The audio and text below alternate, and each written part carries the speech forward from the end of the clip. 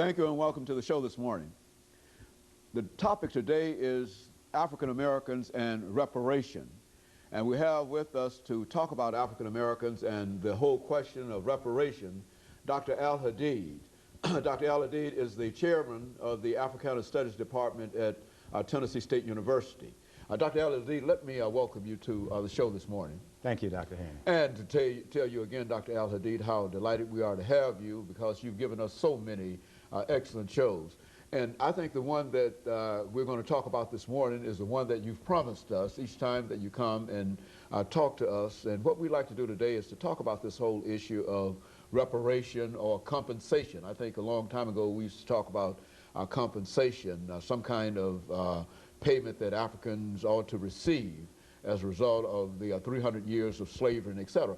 But let's have you to first give us some information about your background and some of the things that you've been involved with, but later on to, as part of this topic, to talk about this whole issue of reparations. Well, as you know, Dr. Haney, I'm currently chair of the Department of Africana Studies at Tennessee State University.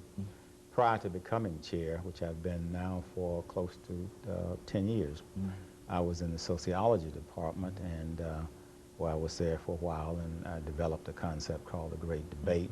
And for me, that became the launching pad for the creation of the Africana Studies Department. Now, my graduate work was at the University of California, Santa Barbara, where I was before coming to Tennessee State University. My undergraduate work was done at Alabama State University, and my high school work was done at George Washington Carver. While I was a graduate student, I spent some time traveling through Africa, made the pilgrimage to Mecca in 1970. And I think those travels in Africa and the pilgrimage set the stage for my international understanding of Pan-Africanism and the Islamic world community. Well, let's talk about Dr. Al-Hadid. I think, as I indicated earlier, that when we talk about reparations, we're talking essentially in dealing with North America. We're talking essentially with the idea that Africans should receive some kind of payment in whatever method for the pain and suffering perhaps experienced during the period of slavery. But let's look at it from your perspective and from an historical perspective. Well, from a historical perspective, we know that the major premise has to be slavery. But we have to look at slavery, I think, in a new light. Not that we want to be revisionist, but we have to look at it from the standpoint that Africans did not come over here under their own free will. They did not immigrate over here under their own free will. They didn't go to the American embassy in Africa and secure a visa to come over here. They were brought over as prisoners of war, basically. And once they were brought over here as prisoners of war, then they were forced into chattel slavery, which was a type of servitude where there was no compensation for labor, there were no rights, human or civil, and they were worked from can't see in the morning till can't see at night. Now this crime to humanity persisted from 1619 roughly until 1865.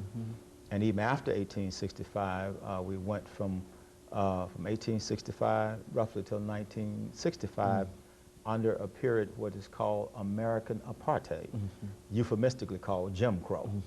But basically it was apartheid.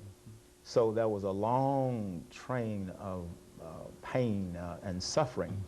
And I think that given those circumstances, justice cries out for some type of compensation. Now, when we come to the question of reparations, we know that reparations has a legal definition. Legally speaking, it basically means to repair or restore or to exact some type of restitution for pain, suffering, cruelty, inhumanities, injustice, etc. So we have to operate from that premise. Now, when I approach the question of reparations, as El-Hajj Malik al-Shabazz approached it, I think the strongest case can be made in the international arena. I think it is a case for the world court, not just simply a case for the Supreme Court. And then when you make it a case in the international arena, you're talking basically about a crime against humanity, you're talking about genocide, and you're also talking about child slavery. And if you look at that from the standpoint of the statutes of human rights, the statutes that are part and parcel of international law, then you come to a different type of conclusion as opposed to domestic and American law. You know, Dr. Al-Hadid, and of course we're getting ready for our first commercial break, but when we come back, let's have you to sort of amplify a point that you're making here now in terms of the judicial foundation for this, because I think many people, when they think about reparation, think that it's something that has to go through Congress and Congress has to approve and et cetera.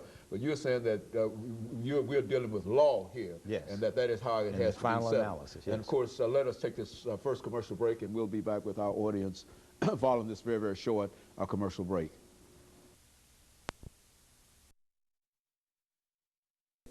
The topic is